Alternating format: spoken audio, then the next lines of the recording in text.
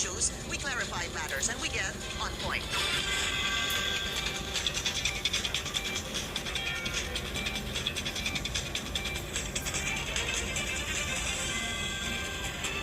A lawyer disowns a bombshell affidavit submitted to the Senate committee investigating the flood control scandal. Attorney Petchi Rose Espera says her name and notarial seal were fraudulently used in the sworn statement of former Marine and surprise witness Orly Gutesa. Who really is Gutesa and how credible is he? Let's get on point with the man who supposedly introduced him to Senator Dante Marcoleta, former Congressman Mike Defensor. Congressman Mike, good to see you again. Welcome to the show and maraming salamat po sa inyong oras. Yes, thank you, Pinky, and thank you also for having me here. Senator Marcoleta said you were the one that called him prior to Thursday's Senate hearing and had asked him to meet him in a restaurant somewhere near the Senate.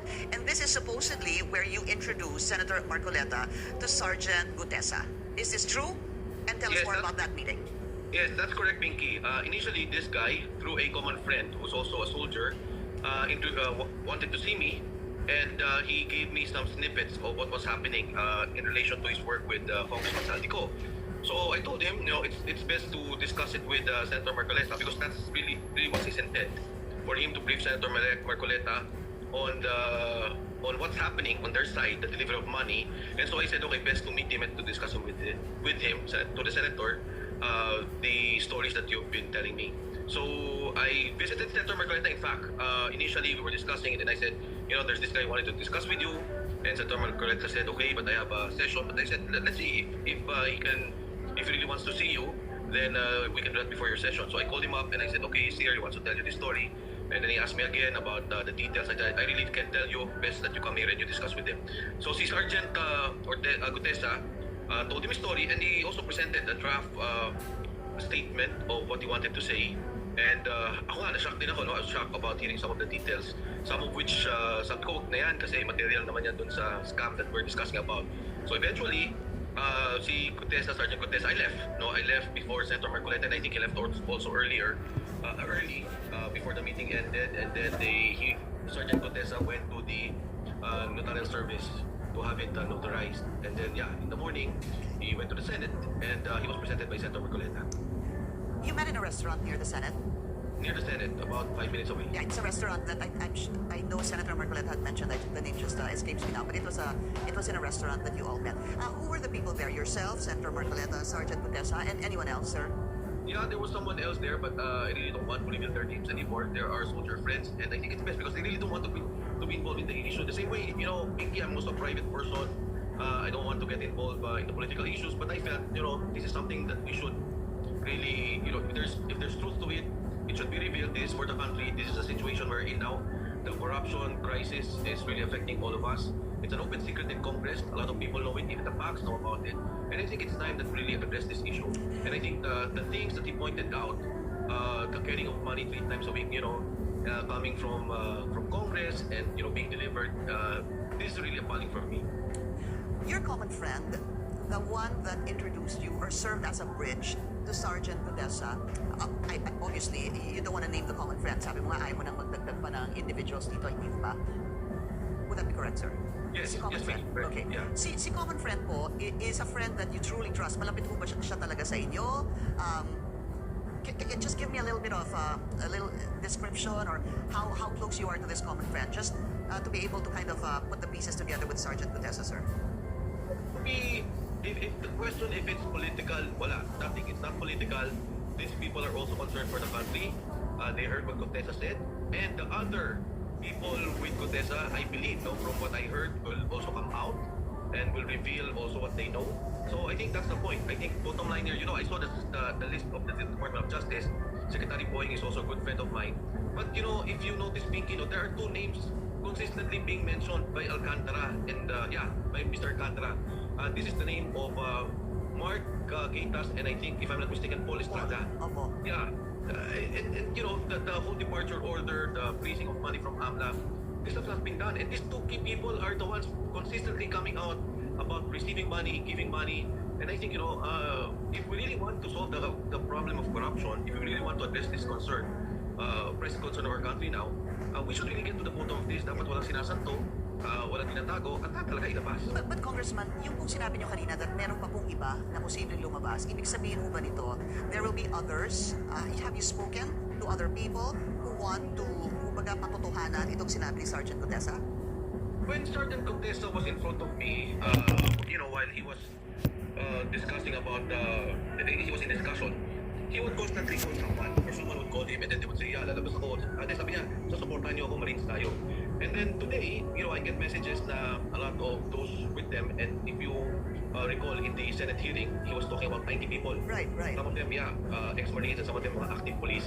May mga sinasabi na that they want to come out and also say and tell what they know and what they have observed. Congressman, for premise yung 90 na minention niyo po, that was mentioned in the Senate, ito po yung sinasabing 90 daw, umano na security or nagbabantay or in shifts kay Congressman Saldico. Would that be correct, sir? That's correct, Pinky. From what I understand from the explanation of Sergeant Contessa, some of them sometimes will be assigned to be securing the houses. Some of them will be assigned in the delivery of money. Some of them will be assigned to be advanced or close in security for Congressman Saldico. 여보, 배가 아플 땐 여기, 머리가 아플 땐 여기, 그리고 세갈비가 떨어졌을 땐 여기 틱톡 라이트를 눌러줘. 틱톡 라이트는 Congressman Saldico. Okay. So, be that as it may, sir, no? So, meron po siyang dala-dalang draft statement. I just wanted to get yung inyong personal na pagtanggap dito sa sinabi ni Sergeant Contessa. When he told you this story, did you immediately believe him? Or were there red flags? Walang red flags eh. And you know what he told me, even if they check, it's easy to check if it's a security detail of a Copicon party list, if it's a part of this, makikita mo talaga. And when he was talking, the same manner when he spoke in the Senate, pareho eh. And then number 2, Pinky, yung sinasabi na it wasn't notarized. He did it in good faith. Wala sumama sa kanya, hindi ko siya kasama. So, tama yun. Imbestigahan niyo yung notaryo. If there's something wrong with that, then we really have to clarify. Ang pagkakalam ko is the attorney Bencini mentioned Pinky earlier. Yeah. He's working with the Bureau of Jail currently, and she just passed the parties legal. So I check also, sabi ko, ano ba itong issue na to? But it's a material for me since he made a sworn statement in the Senate. He made a statement under oath, which carries also the weight of evidence in a legal proceeding. Whether may mali yung notaryo, he signed it, he presented to the Senate, and then he verbalized what he said. That's enough, That's evidence. But Congressman, if you're in the Senate and then you say, I have a prepared affidavit that is signed and notarized, dapat po lahat yon ay in good faith. Dapat lahat yon ay tama. Dapat yung sinabi mo ay katotohanan. Dapat po yung nag-sign na notaryo ay talagang signature po ng notaryo. Di mo ba? That's correct. No, actually, yung principle ng notarized, diba, is that you're making it a public document. And then you take an oath in front of the officer, the notarizing officer. Now, I ask you, Pinky, pag ikaw ba nagbenta ng lupa and nagpa-notarize pa, alam mo ba kung yung taong kausap mo, i-deny ka later on or siya talaga yung tao? Diba, you're doing it in good faith, technically. Sorry, sir. Are you saying that the lawyer really signed this and then is now saying that she actually did it? Oh, yes. Yeah, ahead, sir. because you know what? He went to that office. He had it notarized.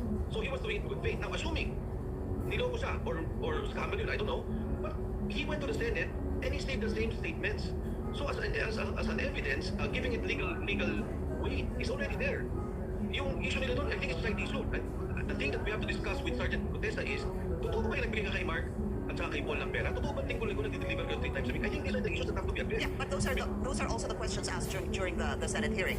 If of course, Exactly. di ba? Pero ang problema ko kasi dito, which dinala niyo na po yung conversation is, well, first is, ito nga sinasabi ni lawyer na ganito po. Ang sabi niya, and I quote, I categorically deny notarizing, signing, or participating in the preparation of the said document. The signature and notarial details attributed to me are falsified and unauthorized. Ibig sabihin po, yung signature ni attorney John, hindi siya ang gumawa. Yung yung sinasabing pag-prepare nitong affidavit, wala po siya dyan. Yung kanyang pag-participate doon sa preparation of the document, yung pag-sign, sinasabi na niya po, I categorically deny. So now, Then it should be investigated. She should be investigated. As far as Contessa's statement is concerned, it is legal. Kung dinideny niya yun, doesn't matter. Legal yung statement ni Contessa. What he said during the Senate hearing has legal weight. It can be as evidence. Walang pinagkaiba yung ninotarize doon sa statement niya because he read the same thing. So, if people are saying mali yun, hindi notarized, doesn't matter. What is that legal basis ngayon? Kung imbestigahan lang, good. They should investigate that lawyer. They should investigate what happened. So, Congressman, basically, kayo po ay naniniwala na si Gutesa ay talagang nagpunta dito kay attorney at pinatutuhanan po yung kanyang affidavit. At si attorney po ay talagang nag-sign doon sa kanyang sinumpaang salaysay at ninotaryo po ito. Gutesa, is Gutesa telling you na talagang ginawa niya yun at doon siya talaga nagpunta kay attorney Pichi Rosas Espiras? Yes, you know, Pinky, the truth is, walang motive si Gutesa na manloko ng notaryo. Kasi yung sinabi naman niya sa Senate is the same. Yeah, There's no but- motive on the part of Sergeant Gutesa to fake a notarized document because he said it the same. It's not perjurious on his part because it was in good faith. Now, as to the lawyer and to that office, they should investigate why is she backtracking now. Why is he saying now that that Gutesa didn't go to their office? Just going back to what you said, na wala akong, I forget the exact word you said, No motive, no walang motive. motibo si Gutesa na magsinungaling, hindi ho ba? Ang tanong ko po, ano po ang magiging motibo ni attorney na siya naman po ang magsinungaling? Pwede siyang tinakot. Pwede siyang sinabihan na sabihin mo, hindi totoo yan. Because, you know, that's the only way they can discredit this person. That's the only way they can, you know, bring down the statements he delivered to the Senate, to the Blue Ribbon Committee. So, which is, sabi nga ng mga lawyers, I've been seeing a lot of comments on social media. Yeah. It doesn't matter. I mean, what he said was already there. He went there in good faith. In fact, hindi nga kailangan niya magpa-notarize eh. You know, if he verbalized what he said in the Senate, that would have been enough legal evidence and enough weight to be part of a court proceeding. So, yeah, Pinky, thank you for that. And I think, yun din ang worry ko na itong abogado, medyo pinressure kasi why? Why would you now deny that you notarized a statement? Doesn't make sense. Any idea, sir, if indeed the attorney, as you claim, was pressured, who would pressure her? People who were mentioned, I would think. People who would be affected, I would think. I checked the background of the lawyer, and I believe that she currently works in the Bureau of Jail, the penology and penology. So I'm not sure. I don't want to cast aspersions on the lawyer, but yes, I think it should be investigated by the Blue Ribbon Committee. But before we go on a break, sir, just do you feel that posibleng kayo naman po ang magkaproblema because you're the one basically now saying that this lawyer is the one lying? Hindi kasi alam mo, Pinky, from day one naman, I don't want to get involved. And this person said these things, and I facilitated that he give a statement to Senator Marcoleta. If they will give me a problem, so be it. Because this is for the country. This is a problem of corruption. Everyone's complaining about it. Everyone knows about it. I think it's about time that we address this issue. Okay, quick question, sir. Yung sinabi nyo nakita po kayo, sabi mo may dala na po siyang draft statement, di ba? Would you know sino ang tumulong kay Sergeant Gutesa na gawin na po yung draft statement nung nagkita-kita po kayo together with Senator Marcoleta? No, Pinky. In fact, hindi pa naman notarized yun eh. It was Yes. just salaysay that he did. Okay, It came from him. Pero meron na ho bang tumulong sa kanya? Typewritten na ho ba yun? Yung kanyang sinabing draft statement? Ano po yung pinakita niya sa inyo? Typewritten statement. Did it look like the one that has been making the rounds on social media and what we've been showing? Yun na ho ba yun? Yeah. Yung pong, Basically, yeah. Basically, yan na yes. yun. Yeah. So obviously, of course, you would get a lawyer to do that for you, right? Yeah, I think when that was being drafted, even in fact some of the words, may mga ano lang, tinwik-twik lang. Apo. Yeah. Okay. We just need to take a very short break. We'll continue our discussion with former Congressman Mike Defensor when we return. Stay tuned. This is On Point.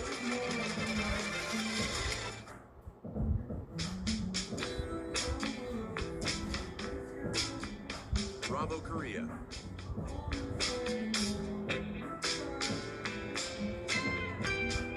Get it today.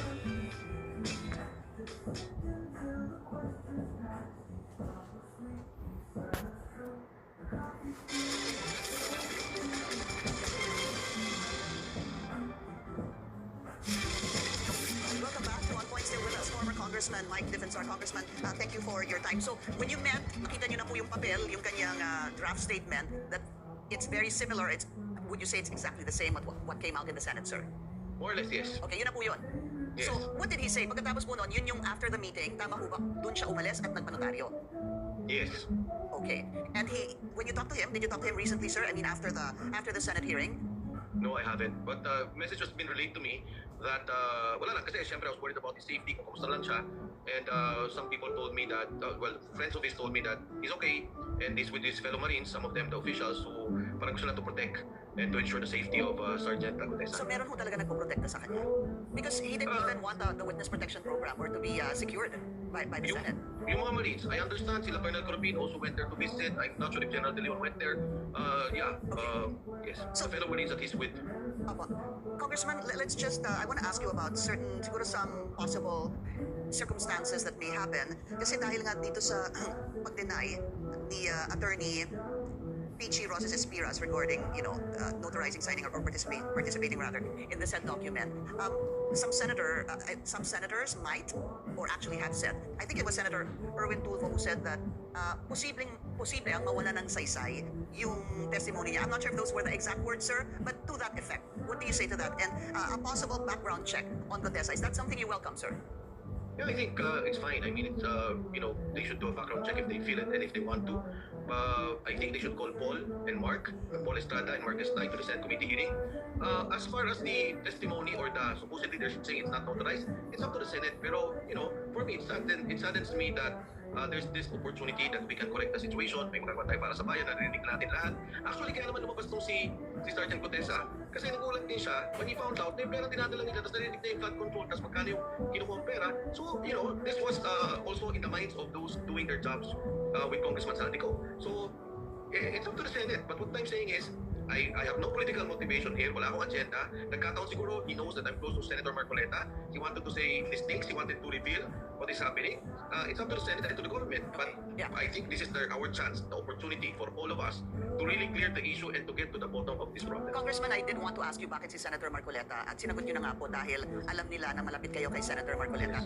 Sino ho bang may alam? Si Middleman, yung naging common friend po, o si Sergeant Gutesa mismo? I'm assuming it's the person. Sergeant Gutesa. I think a lot of people know that, but in this particular case, it was Sergeant Gutesa who really told me about it. At ang gusto niya talaga makausap was Yes. Senator Marcoleta. Okay, and a denial from former Speaker Martin Romualdez. I want to put this up on screen. It was yesterday nang nilabas niya ito. Ang sabi nga niya po that yung sinasabi kasi ni Sergeant Gutesa na nagdala siya umano ng pera beginning December 2024. The former Speaker was saying that that house that was mentioned by Sergeant Gutesa has been undergoing renovation since January 2025.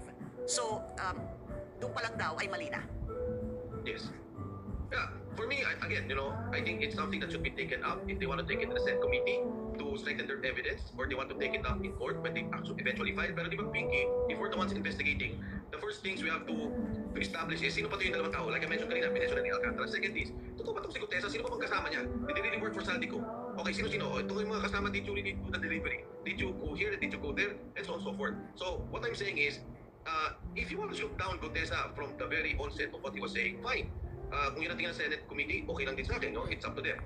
But if you want to really look into the details of what he was saying, if this is true, and check where this money is coming, hindi ka natin alam kung saan yung galing yung pera eh. For all intents and purposes, baka kung saan naman yun. But if this is really the flood control money, or money coming from infrastructure projects, then I think it's also incumbent upon the officials to check on what he was saying. I guess when you read when we went through the statements made by Gutesa, hindi ho ba? Sabi nga niya, meron po silang group chat nga, kaya there were times na siya po yung kasama sa pag-deliver ng tawag po nila basura. Paminsan nakikita niya checking their chat group that there were deliveries also of basuras na wala po siya doon. But if you have Congressman Martin Romualdez saying this, siguro better to say it, quote it, the most telling flaw is the witnesses claim that deliveries were made to McKinley beginning December 2024. Imposible yan. The property has been under renovation since January 2024. I stand corrected there, sabi ko po January 2025. Yeah. Has been under renovation since January 2024 and was unoccupied except for construction workers. Falsos in uno, falsos in omnibus. False in one thing, false in everything. False rather in everything. Why do you think there was a flaw here? Bakit mo po magde-deliver ng pera 3 times a week sa isang bahay na kung saan nandun po ang mga construction workers as stated by Congressman Martin Romualdez, sir? Yeah, again, I don't want to get in a personal fight with the speaker. We were together. We've been good friends. When he ran the first time, Senator Marcoleta and I were together. Ito para sa bansa lang. Para sa bayan, tingnan natin. If he's saying that, fine. If they want to investigate it further, simple lang naman yan, Pinky, ito corroborated. You check all those people with Saldico, di ba? Oh, you check the people who were delivering money. Did you really deliver in that address? Did you deliver in another address? Once they have that, it's finished. I don't think it would take rocket science to establish these facts or this case, for that matter, yung investigasyon nila, kung talagang gusto nila. Posible ho bang nagkamali kaya si Sergeant Gutesa? I really can't say, Pinky, pero klaro din naman yung sinabi niya, di ba? I delivered in this address, ito yung gate. He mentioned the number. Yeah, and then we do it 3 times a week. Kung hindi dito, binanggit niya yung bahay ni sa 19 Nara, yung kay, sabi niya, kay Michael Yang. So, again, if they just exchange words, we really can't tell. Okay. But for me, if I was investigating it, I don't need to be a police, an NBI, nor to be a senator or congressman. Papatawag ko lang yung mga kasama doon sa trabaho and ask them, is this really true? You already have your facts. One last question, sir. Is there anyone else? Have you spoken to anyone else that is willing to corroborate the statement of Sergeant Gutesa? I did not talk to Sergeant Gutesa, and I don't even know the group, the 90 plus ex-Marines for the police currently. But there are messages to me by some former military officers, some friends, who are telling me, yeah, they heard that some people will be coming out. Former Congressman Mike Defensor, sir, thank you so much for your time. Thank you, Pinky. Thank you so much. And that's On Point. Join us again on Monday, 7:30 p.m. here on BNC, the Millionario News Channel. I'm Pinky Webb. Thank you for watching.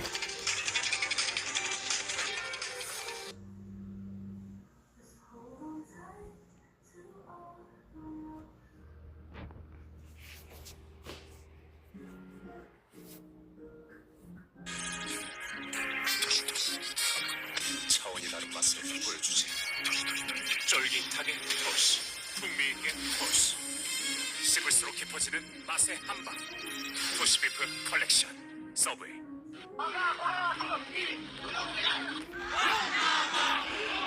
Tagabuhat lang ako ng malita ng basura. Ang ibig sabihin ng basura ay malita na may lamang pera. Ngayon ka lang lumabas dito. Bakit? Nabili Malacanang earn that. Kaya nga po, dito po sa mga kontraktor, mga opisyal, isole ninyo ang pera ng taong bayan. The law applies to all, otherwise none at all. Di ba? The welfare of the people is the supreme law. Hello everyone, welcome back to our one-on-one. As we continue our flood control series, we have with us today the Vice Chairperson of the Senate Blue Ribbon Committee. He is a first-term Senator Erwin Tulfo. Senator Erwin, maraming salamat po. Thank you, Ms. Karen, for inviting me dito sa iyong YouTube program. Thank you. Naging bago natin umpisahan ang ating panayam, let's get straight to the point. Senator Tulfo, una, are you attached in any way to any construction contracting company?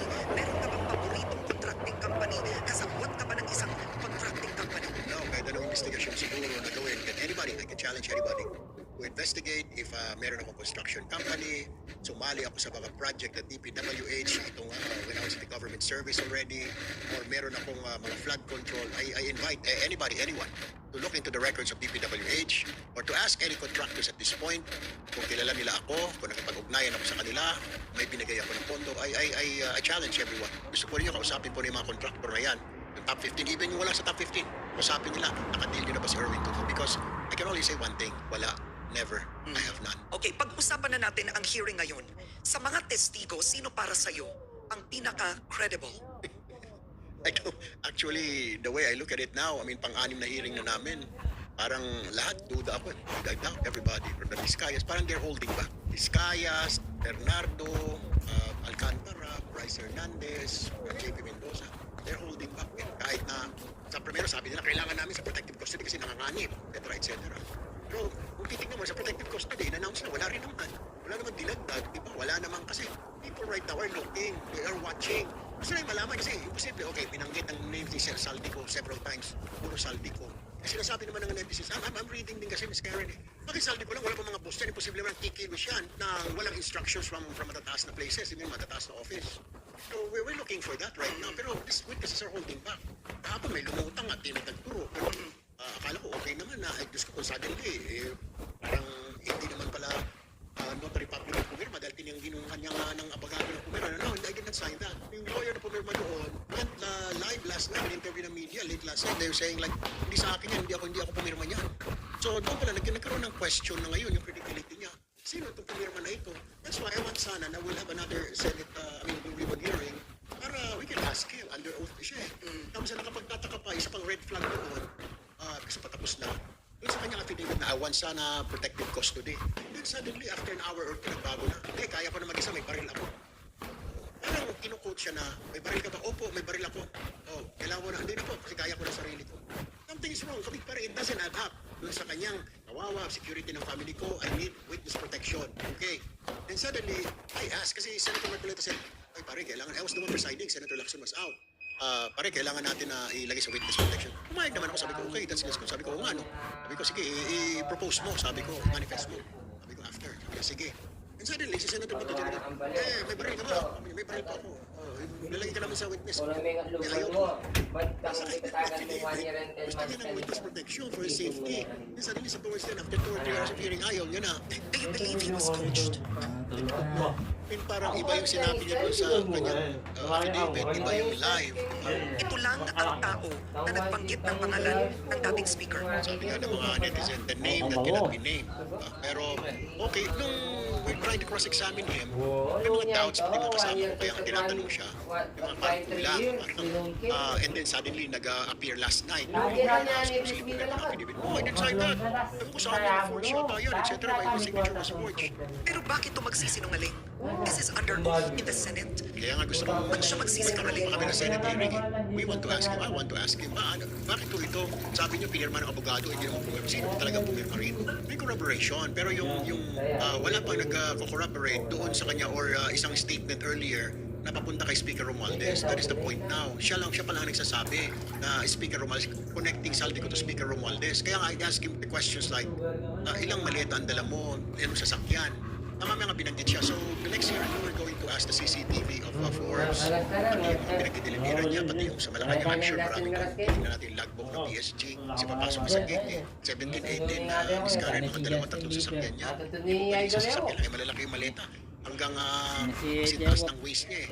So, madami, hindi kakasya sa isang maleta. Naniniwala ka ba doon sa testimonya ni Bryce Hernandez na nag-deliver ng 1 bilyong piso, 50 million each kada maleta, 20 suitcases doon sa condo niya sa Fort? Medyo kapani-paniwala kasi medyo naniniwala ako dahil kung pala sinasabi niya na ilang vans sila, 7 vans po pwede. Kung sinabi niya isa, dalawa, questionable dahil sa dami noon.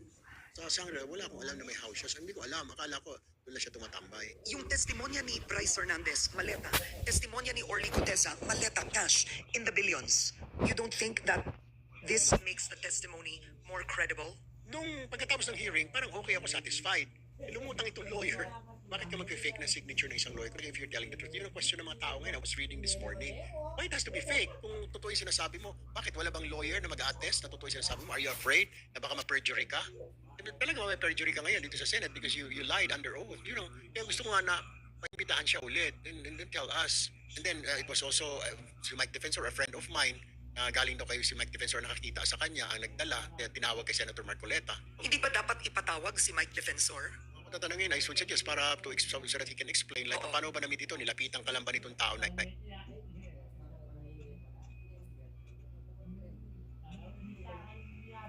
panamit ito, nilapitan ka lang ba nitong tao na ito? Ano ba? Bakit mo nakuha itong tao na ito? Under what circumstance? Senator, binanggit rin ni Orly Gutesa na ang dating former chair ng Appropriations Committee, si former ACT-CIS Party List Representative Eric Yap, di umano nagdi-deliver din, nagbibigay ng pera. Kasamahan mo yun? Kasamahan mo si Yap? During that time, he's not ACT-CIS anymore. He's a representative of Lone District of Benguet. And then sabi nga niya, 48 suitcases. So I called Eric Yap after the hearing. Sabi ko, pare, can you explain what happened here? And he denied. Sabi niya, no, Sen. Sabi niya, I deny that flatly. I will say no, it did not happen. Pakitanong sa kanya na lang. Sabi ko, why should I ask him that? People might think na I'm trying to cover you up. And I didn't ask any more questions. Na sabi niya, pakitanong, Sen, 48 suitcases. Ang daming sasakyan yun kung hindi armored van. Armored van can only, but armored van, kailangan mo ng 2 armored van dyan. Ilang van yun? 20. So sabi niya, if you want, you can ask the CCTV footage of Valle Verde 6 kung merong ilang van ang pumasok. Di ba kahina-hinala, sabi niya kahina-hinala yung Sen, then di-deliver ka na napakadaming van, magtataka yung mga security, and then yun naman siguro ako stupid to do that. Pero okay lang, I said like, no, sabi ko, the question is answer me, this is true or not? Sabi niya, no, it's not true. Sabi niya, I will, sabi ko, are you willing to appear? Sabi niya, I can appear anywhere. Sabi niya, if you want. Because won't everybody deny at this point? Yeah, well, karapatan naman nila yung Miss Karen. I know, it's parang automatic na I'm not involved. That's their right, di ba? Anong katapusan nito, Senator Tulfo? Isipin mo na lang, no, itong si former DPWH Executive Roberto Bernardo. Sa kanyang testimonya, idinawit si Senator Chis Escudero, Senator Bong Revilla, Senator Binay na ngayon ay mayor na. Lahat ng mga testigo may mga dinawit na kongresista, pati ang mga diskaya. But what's the end game? Actually, ang purpose namin dyan, Ms. Karen, is to legislate a law so that this will be prevented from happening again. Remember, in 2013, we were still journalists. I was still a journalist. Nangyari yung kay Janet Napoles. Tapos ito na naman tayo. And I found out, nakafocus lang pala sila sa prosecution, gathering of pieces of evidence para doon sa mga kasabwat. Pero wala talaga silang binago na law. So ito nangyari na naman. I mean, ngayon lang natin na-discover na sablay yung 4566 yung pickup law na para maging board member ka ng pickup, you have to be a contractor. Eh doon pa lang kagad, it violates yung tinatawag na yung you should not be doing business if you're in the government, di ba? Marami, pati yung sa NEP, ngayon lang natin na-find out na may mga congressman na naglalagay sa NEP. Dapat hindi yun eh. The NEP should be prepared by the Secretary of each department and is submitted to the President. Mr. President, ito yung need namin. Pero di pa dapat pwedeng pakialaman ng congressman. Eh doon pa lang sa NEP, naglalagay na sila ng mga ika nga.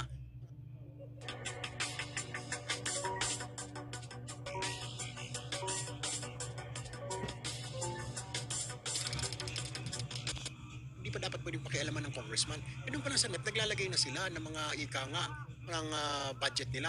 Tapos inamin ng DPWs na may leadership fund. Sabi ko ngayon, first time ko narinig, what? Napakaswerte naman. Akala ko inalista natin itong mga pork barrel na ito. Ba't may mga leadership fund na available? 500 million, 200 million. Eh, yung mga yun, Ms. Karen, you can build a lot of schools. You can build hospitals, daycare. Ang isa pang kailangan natin, me being the chairman of social justice, welfare and development ng DSWD, ang dami natin kailangan yung mga bahay pag-asa, yung mga bata na mga juvenile na nahuhuli, street children, wala tayong paglalagakan. Kasi napupunta lahat dito sa flood control. Kasi sa flood control is tubong lugaw. Walang masasaktan, walang masira man, bahalang. Unlike sa building kasi, mamamatay. Kaya nga I was so surprised and disappointed when I heard from Bryce Hernandez, lahat ng ginawa nila doon, horizontal, vertical, kalsada, substandard. Pati yung mga schools nila doon, substandard, hospital nila, substandard. So kaya tanong ko sa kanya, do you think it's safe? Eh siguro napag-isip-isip niya, oops, mali yata nasabi ko. Safe pa rin po. How can it be safe when it's substandard? You are a first-term senator, dati kang DSWD secretary, dati ka rin kongresista, right? Congressman ka nung speaker si Martin Romualdez and Zaldico was Appropriations Committee Chair. Tumitira ka ngayon sa Senate Blue Ribbon Committee. Pero hindi mo ba alam na ganun ang mga insertions ni Zaldico? I was new in Congress. I was a neophyte. And my assignment was I was the Deputy Majority Leader for Communications. So I just handle mga press releases. Pag may mga banat sa Congress, we have to come up with something to defend it. Yun ang trabaho ko. I wasn't part of the appropriations. Dapat yung mga tiga-appropriations na nakakaalam yan, I'm not part of it. Hindi rin ako, dahil hindi ka kasama sa appropriations, hindi rin ako kasama sa mga small community na yun na sinasabi. Pero narinig mo yun? Chismis. Nagka-questionan dyan yung mga makabayan, naririnig ko, nag-uusap-usap sila sa lounge. Pero syempre, minsan pag dumadaan ka, tatahimik sila dahil alam nila nandito ako sa office ng speaker. Pero ganun pa man, hindi ko naririnig yan. Pag nasa office ako ng speaker, hindi pinag-uusapan yan. Siguro because I'm a newbie. Baka magsalita ito. So, pinag-uusapan nila, Kong, may banat sa atin, ganito. How do we attack this? How do we defend this? So, ganun ang sinasabi natin. Isa sa trabaho ko to advise the speaker. Since you were perceived to be close to the speaker, paano ka mapagkakatiwalaan ng tao na hindi nyo or hindi mo ihihinto ang hearing kung aabot na to sa speaker? Well, I used to work with the speaker, pero sometimes yung sinasabi, then we're in the same party. Pareho kaming lakas, di ba? Sino ba nagsabi? Somebody said na yung loyalty to the party ends when loyalty to the people begins, di ba? So, hanggang doon na lang yun kasi people are clamoring. I mean, a lot of money was stolen, di ba? Kahit na magkaibigan tayo, kung involved ka dyan, di naman yata tama. You have to return it, di ba? Wala kang poprotektahan? Why will you protect those people's money? That's my money, Karen. Your money too. Hindi naman nila pera yun. Okay lang kung pera lang, ninakaw nila. But from everybody, I mean, from the poor, di ba? And kilala kami magkakapatid na pag mahihirap ang inapi mo, it's something. Kahit kaibigan kita, pag inapi-api mo yung mga mahihirap, may mag-aaway tayo. I'm not saying na ninakaw nila. Wala pa tayong evidence. Pero nag-iimbestiga tayo. That's not the point here. We want the truth. Unfortunately, yung tanong mo sa akin muna, do you believe itong mga witnesses ngayon, mga resource persons? They're holding back eh. Lahat sila eh. Vizcaya, Bernardo, Bryce Hernandez, they're holding back. Yung gusto lang nilang palabasin, yung mga tao siguro na may involvement na walang koneksyon sa kanila, wala silang pakinabang. Pero they're holding back, I believe. Pero let's not forget, Ms. Karen, when I was interviewed, I think the very first hearing na name should be named, I said, wala tayong dapat santuhin dito. Pero the ICI is already there. Iduduplicate lang namin yung trabaho nila o baka magkaiba pa, mas masama. Why don't we just leave it to the ICI? Kung ako tatanungin mo, we'll give all these pieces of evidence that we have on our hands, give it to ICI, and let them do the investigating. Kami siguro we should just focus on legislation. Kasi noong 2013, nung mag-hearing ang Blue Ribbon, walang nangyari. Kasi pala, naghanap sila ng ebidensya para madiin si Napoles, etc. Dapat ito ngayon, paano natin ma-prevent? Meron na kami mga measures, may nakita na kami yung pick-up, baguhin natin. Kasi pick-up should be watching all this construction project in the Philippines, mga contractors. And how can they watch when they themselves have projects in the government, di ba? Tapos yung insertion sa NEP, tapos yung sa AMLAC, we found out na pati yung mga casinos involved. Had all this been working, if we have laws na prevent yun sila Bryce Hernandez na magsugal ng pera ng bayan. Mga apelyido nila, mga hindi naman kilala, not related to tycoons or mga billionaires natin, Villanueva, Mendoza, who the heck are these, di ba? Sana doon palang flinag na nila, may dala kang 50 million. Ano ba negosyo ninyo? Hindi. Kasi yan sa casino, income. Pero dapat doon, may responsibility sila na in-inform sana ng AMLAC, oy AMLAC, meron dito naglalaro, may dala 50 million. After 1 week, may dala na naman 25 million. Hindi naman siya tycoon, hindi naman siya taga-pogo, di ba? Isa pa, yung sa mga bangko, yun din sinisisi namin. Nagulat ako doon. Wait, yung bangko, nakapag-withdraw ng close to 500 million 2 days. Exactly. Land bank pa yun? Yeah, land bank, government pa. Kaso naman daw kasi gobyerno naman, kaya pinayagan nila, pambayad sa proyekto. Pero sabi ko, bakit hindi cheque? Kasyang dala-dala niya at kalahating bilyon. At pagkatapos, hindi naman armored truck, hindi official, sinasakay lang sa kung saan-saan at sa mga box, sa mga balikbayan o box ng sardinas. Doon ka palang dapat magduda.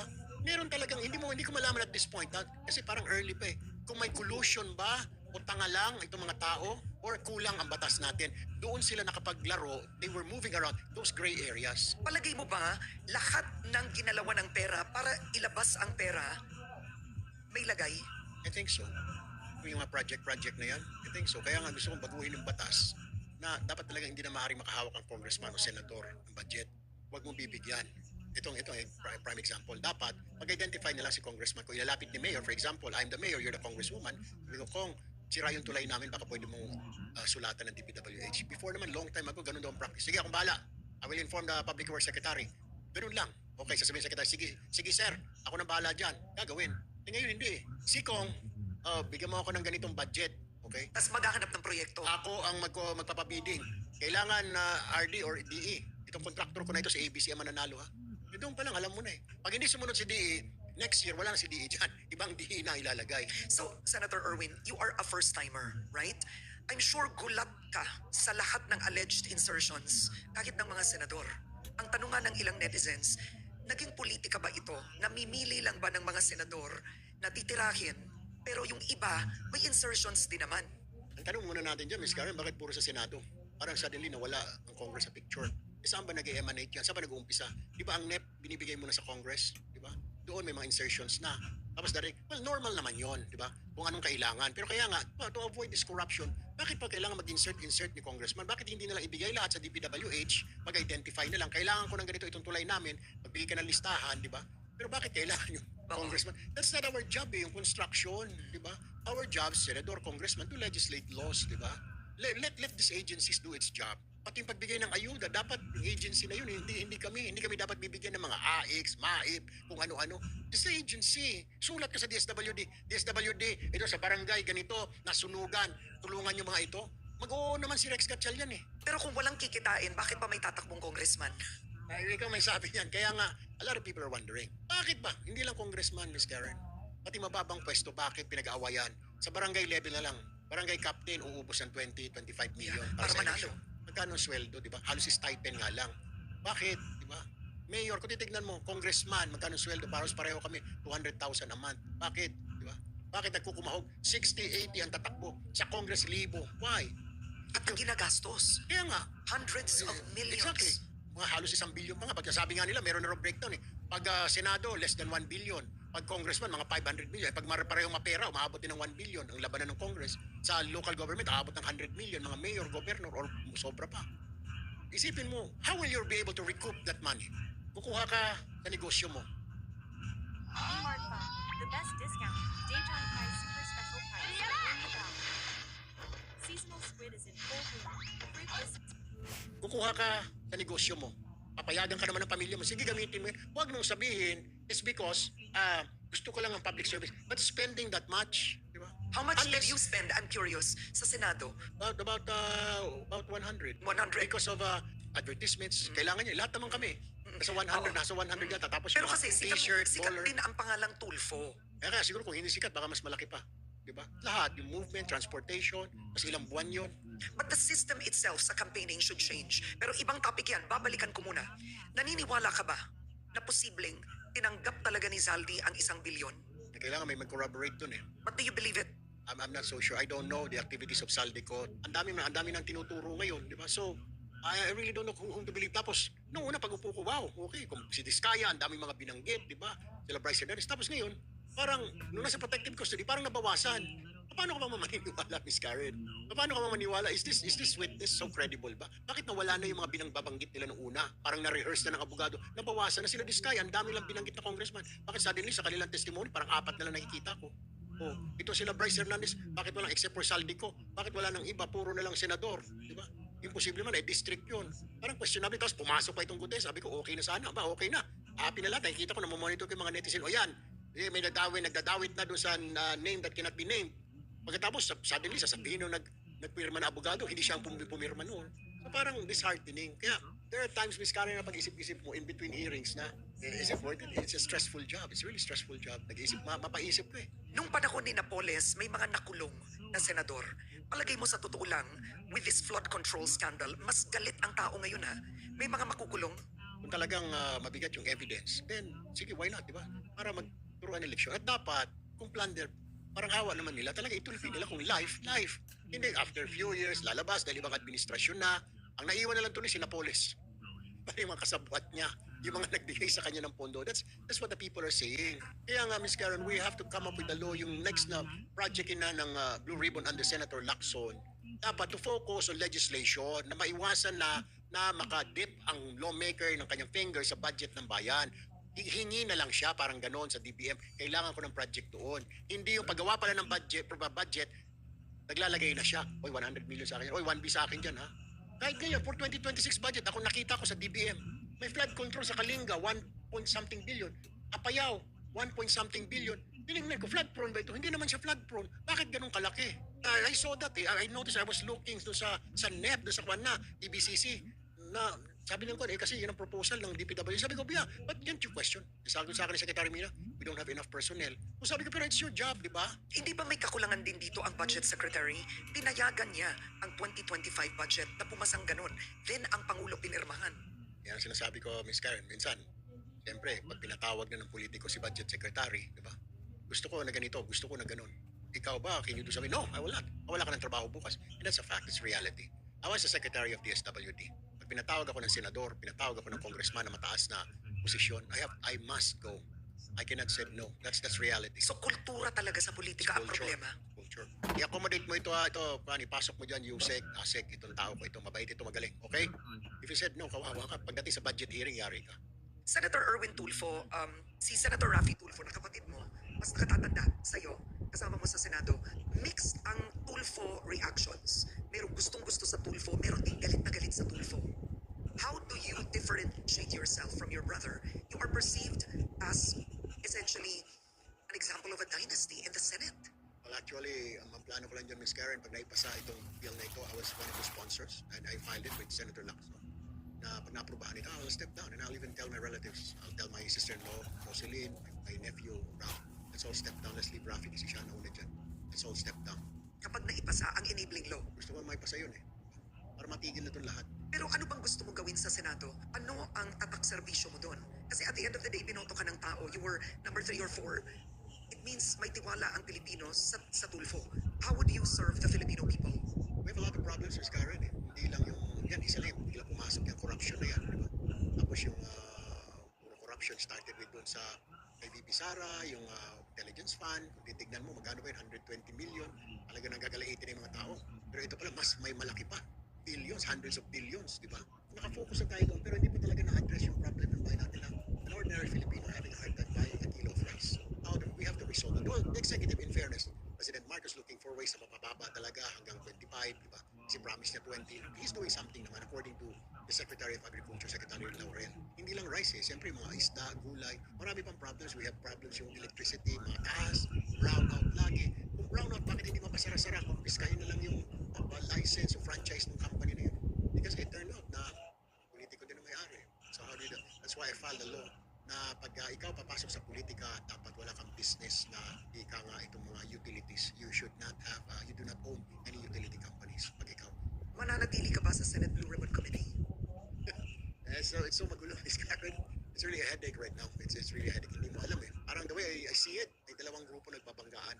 Problem, nandito tayo sa gitna. So there are two forces that are colliding.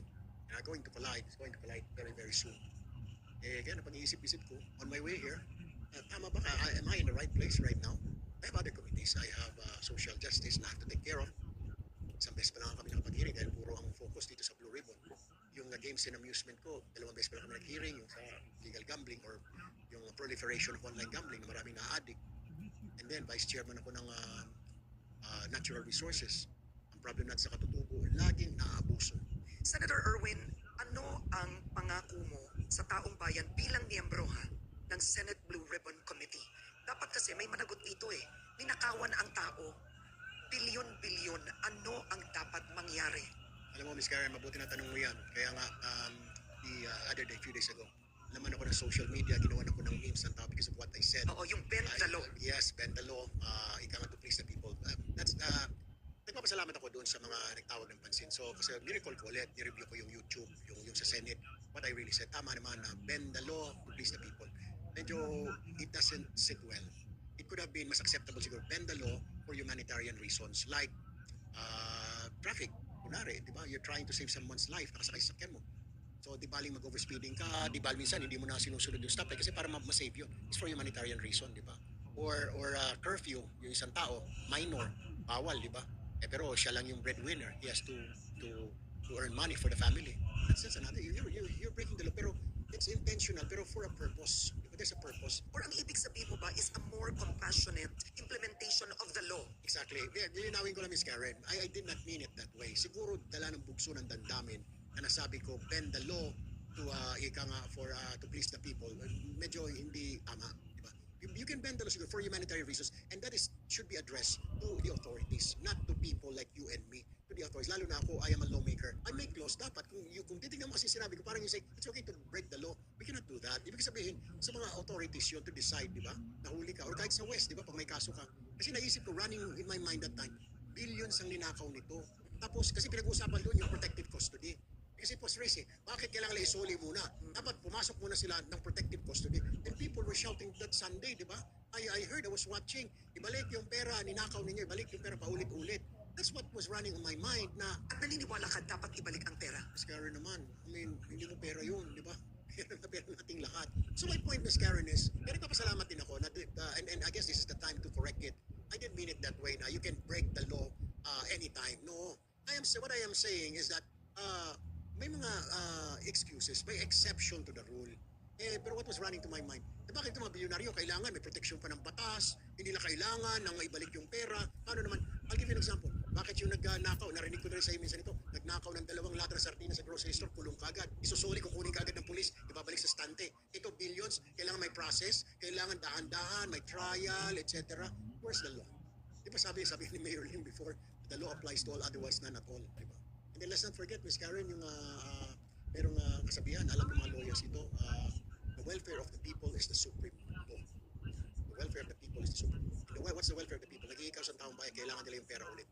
That is the supreme law. Ibalik mo yung pera namin. That's what I meant. Kaya I'm the lawmaker, I shouldn't have said that. Siguro dala ng bugso ng damdamin sa galit. At kaya nagpapasalamat ako everybody who made a comment, who reacted, kahit yung gumawa ng mga memes. Salamat po, salamat. I'm not angry po, I'm not angry. Alam ko po, you just want to correct me. Loud and clear, I heard you. And sana in the future, if there's incidents like this again, I encourage you to call my attention.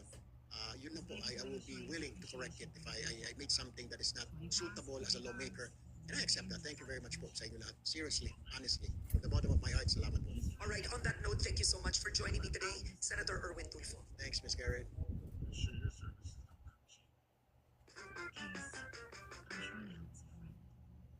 안녕하세요. 5초보다 빠르게 말하면 상금을 드리는 밸런스 게임을 하고 있습니다. 참여하시겠어요? 네.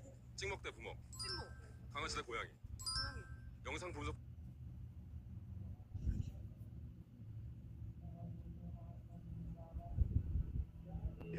Kay Senator Padre Lacson para maiklaro natin ito. Good morning po, Senator Ping. Yeah, good morning, Darius, and kay Mr. Elsa, magandang umaga rin. Magandang umaga po, Senator Bing. Thank you, of course, for your time. Sir, ano po itong ang initiation ay nagsisimula pala sa budgeting process ng Malacanang? Oh, which is very improper kasi dapat yung phases ng budget process natin, yan ay preparation phase na kung saan walang pakialam ang legislature.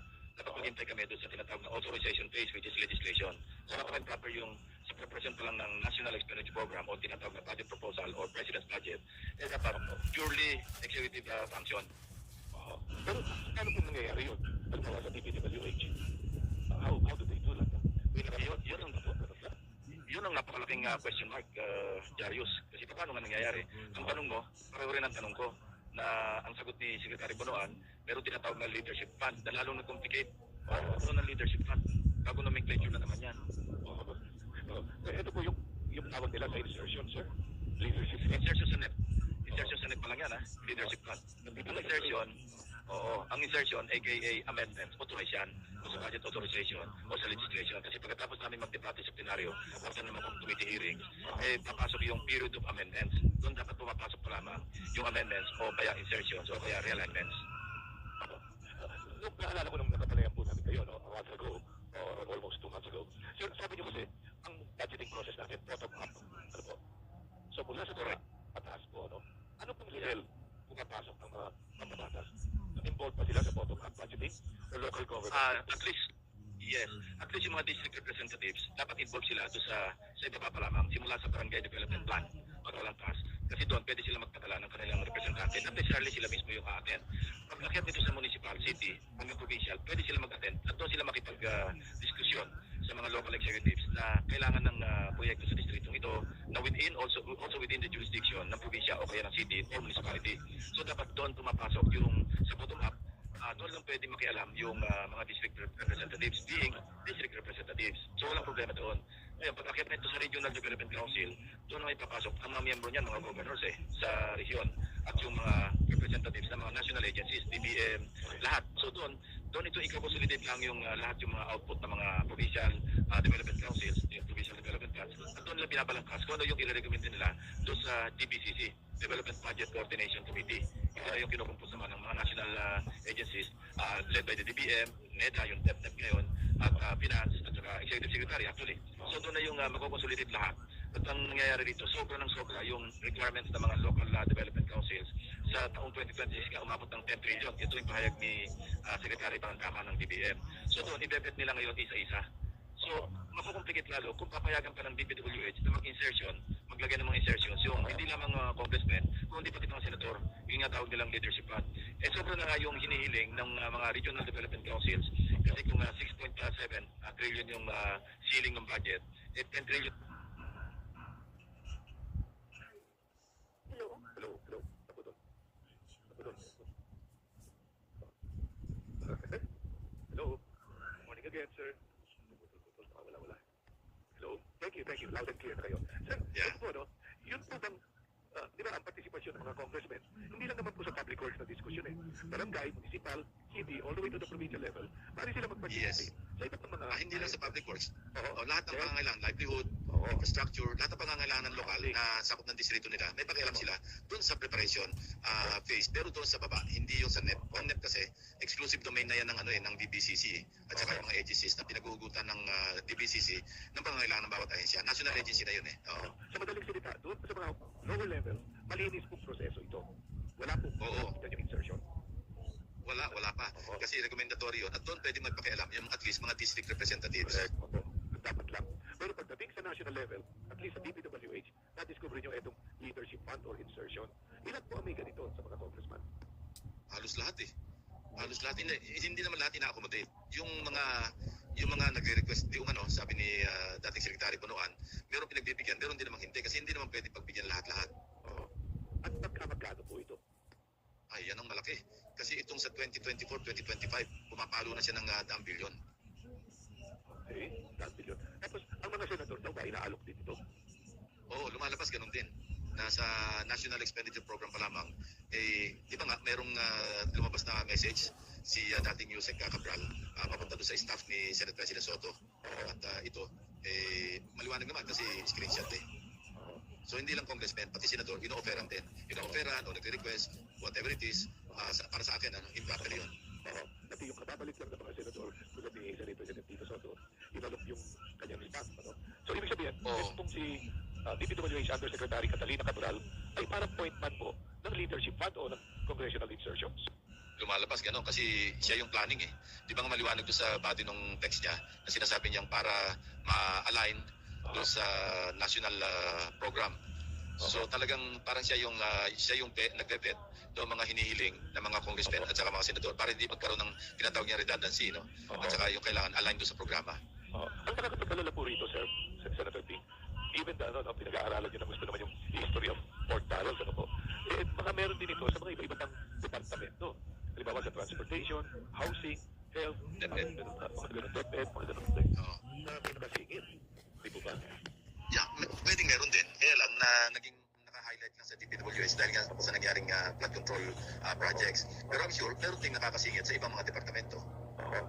So, ang ibig sabihin po nito, sa ilang taon na nakaupo si former Secretary Manuel Bonoan, ay meron siyang ganitong leadership fund or insertions.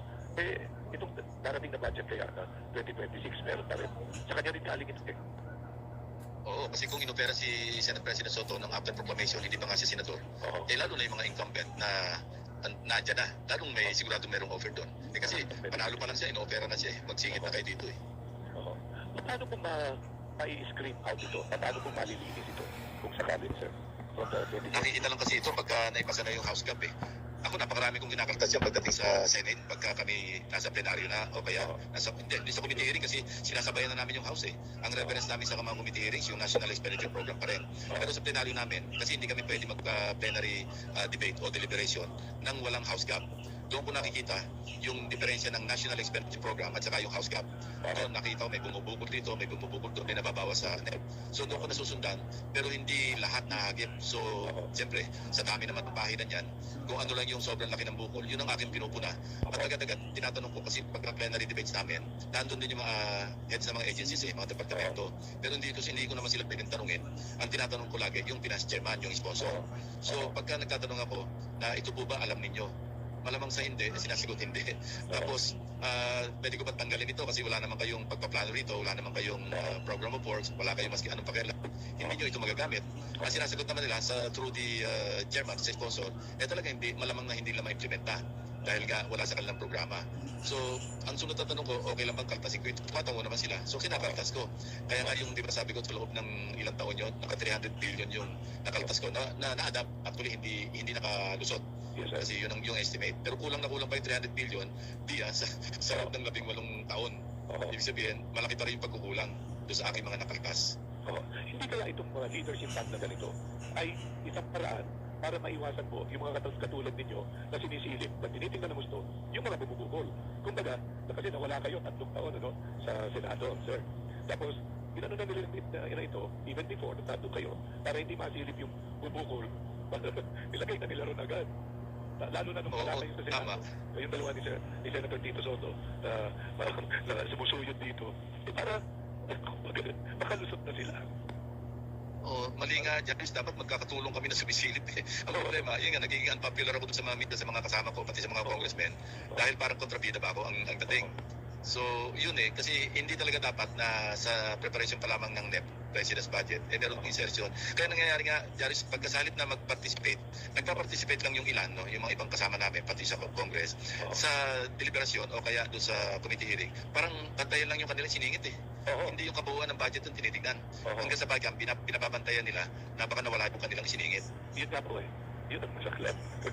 Pero, balikan natin itong kay Secretary Bonoan. Sir, inamin pa niya kung magkano itong halimbawa sa 2026 budget na kanya panagaling. Hindi niya na raw ma-estimate. Ang mas nakakalam niya talaga si Undersecretary Cabral, kung matatandaan niya, kasi wala na sila dyan, so baka wala na rin sa kanya yung record kung sino-sino yung nakapagsingit doon sa National Expenditure Program para sa 2026. So, paano po malilinis ito, sir? Pwede kaya silang i-compel mag-attend ng budget hearings o hindi na? Titingnan ko lang, magbabantay lang kami. Ako, particularly, titingnan ko lang yung diferensya ng NEP at saka yung doon sa House Cup. Pero makikita ko lang doon, yung nakapasok na sa NEP, i-compare ko lang ito sa additional insertions pa doon sa House Cup. Ang mabigat doon, ang babantayan nyo, hindi lang public works. Ang dami pang ibang mga items. Oo, katunayan, nung mga nakarang taon, meron din ako nakikita sa DepEd, sa DOTR, na ganyan din. Oo. So, full court press po kayo sa lahat ng committee pangyayari. Alam mo, blessing in disguise na rin itong nangyari. Well, siguro mali yung word, pero for lack of a proper description, sabihin natin blessing in disguise na nagkaroon ng Krising, ng Dante, ng Emong, lumabas lahat ito. So ngayon, mismo ang Pangulo na yung, I think, kinausap niya na yung leadership nung wala pa yata si Senate President Soto, na magulustili kayo, huwag yun ang pakialaman ito, huwag na kayo magganito. Parang may ganun siyang pahayag eh. Dahil di ba, subtulan na yung nangyari sa 2025, na sinabi niya, hindi niya na makilala yung President's budget. So ito na nga yung kasi ang nangyari, Jarius, di ba, kung babalikan natin, nagkaroon pati ng constitutional infirmity dahil nalampasan pa, naungusan pa ng budget ng DPWH yung education sector. Kaya nga yung unang pagdinig ng DPCC, di ba, medyo tinanong ko si DBM Secretary na parang complicit na kayo, para kayong accessory after the fact dahil dinidefend yun ginawa ng Kongreso na lumamang yung DPWH. Dinagdagan nyo yung education sector. Ay kinukumpron ko naman sila doon sa, ito yung President's budget, President's message, doon sa budget. At pati yung press release ninyo, sinasabi nyo nung una na 4 lamang ang nagko-constitute ng education sector, DepEd, SUPS, CHED at saka TESDA. Pero ngayon dahil lumobo na yung DepEd, yung DPWH, patulong na kayo sa pag-justify kasi isinama nyo na yung Local Government Academy, Development Academy, pati lahat ng PMA, PMPA, lahat ng mga institusyon na hindi naman kasama sa President's message, sinama nyo na. Eh di parang accessory after the fact na kayo dyan, yung maling ginawa ng Kongreso, tumutulong na kayo sa pag-justify, eh ngumiti na lang siya. Bakit daw niya hindi pinapito kay Presidente? Yun ang tanong nyo eh. Oo, kasi hindi naman... Hello? Hello? Hello? Ay, ito na naman. Hello? Hello? Wala, naputol-huli Ito na naman tayo. ang linya ni Senator Ping. Ano, makukuha, pinapito ni Secretary Pangandama. Unang-una, yung veto power ng Presidente, hindi sila pwede mag-realign. Kung bibito siguro dahil sa pagkalaki na, ang laki na mababawas. So, ang laki na nga ng binito niya eh. Ang laking halaga na para mabawasan yung DPWH. So, ang naging remedyo na lang nila, for later release o yung tinatawag na for issuance of SARO, binitold na lang nila yung pag-release. Pero may mga lumulusot pa rin kasi doon sa aming pag-research nga, doon sa aking privilege speech, may mga unprogrammed appropriations na nakalusot eh. Doon sa Oriental Mindoro, yung sa isang congressman doon. Paano nahugot yun sa unprogrammed appropriations? Pati yung sinasabi ni Alcantara, yung kay Senator Joel Villanueva, hinugot din yun sa unprogrammed appropriations. Kaya na mahigpit ang patakaran dyan eh, sa unprogrammed appropriations. Hindi basta-basta nare-release yan. So, yung sinasabi ni Secretary Amena Pangandama na wala raw kasi sila sa budget department ng civil engineer kaya hindi raw nila masuyot isa-isa yung mga items dito, lalo na yung mga pare-parehong halaga, exactly the same amounts. Pero iba-iba. I won't buy that kasi hindi naman kailangan suyurin nila lahat-lahat eh. Ay pwede naman lang tawagin yung ahensya.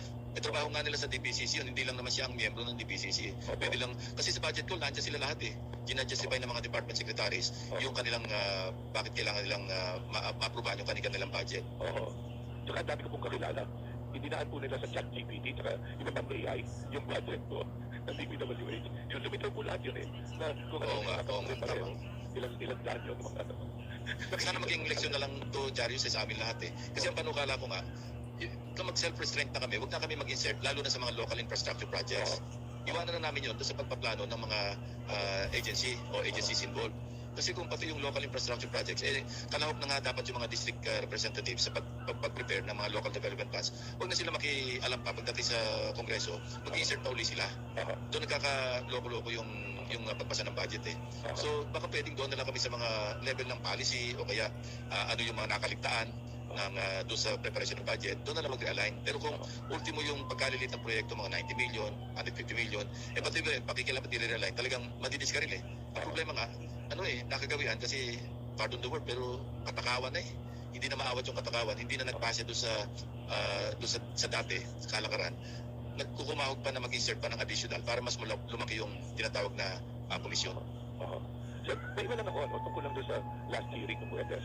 Yung po bang prinisinta ni Senator Rolando Marcoleta na witness, yung Orly Gutesa, na-print mo na po ba ito ng komite?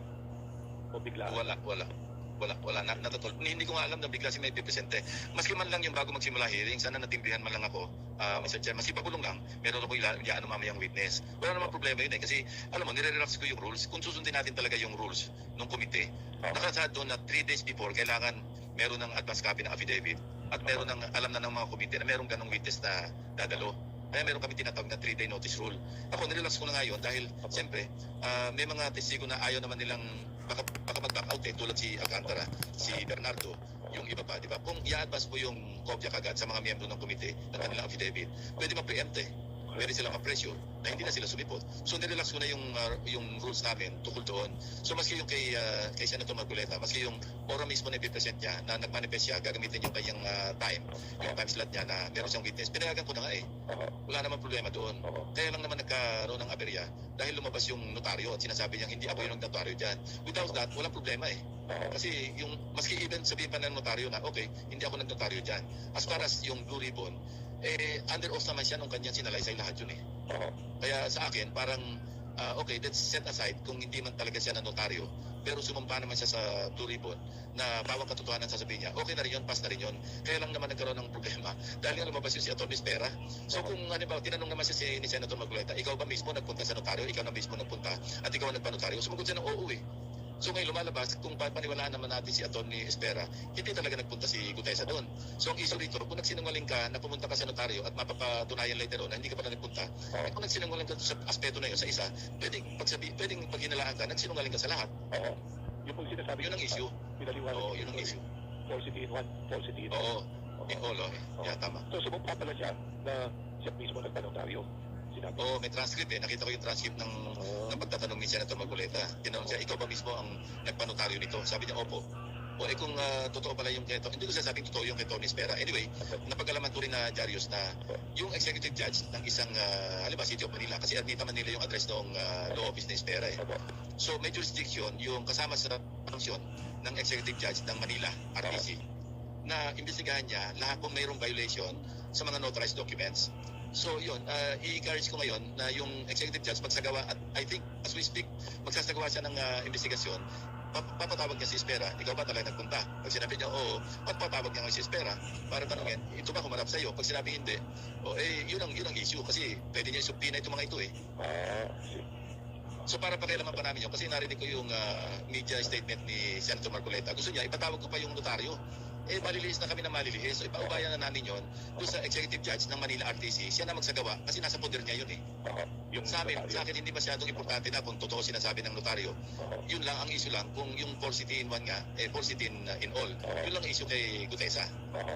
Okay. Thank you very much po, sir, sa paglilinaw niyo nito mga issues na ito. Yeah. Thank you. As usual, Carlos. Okay. God bless.